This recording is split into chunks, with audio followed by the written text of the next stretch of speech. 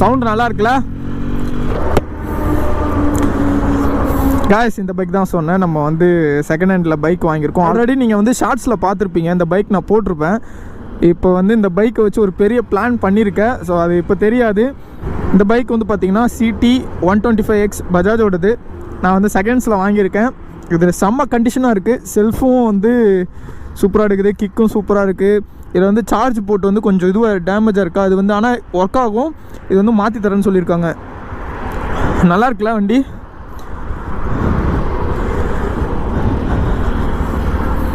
இது தாங்க. பிரேக்கிங்லாம் சூப்பராக இருக்குது. செகண்ட் ஹேண்டில் வாங்கியிருக்கேன். ஆக்சுவலாக பார்த்தீங்கன்னா அது எவ்வளோ ஓடி இருக்குன்னா 13,000 கிலோமீட்டர் ஓடி இருக்குது. கொஞ்சம் தூரம் ஓட்டுவோம், நல்லா இருக்குங்க அது.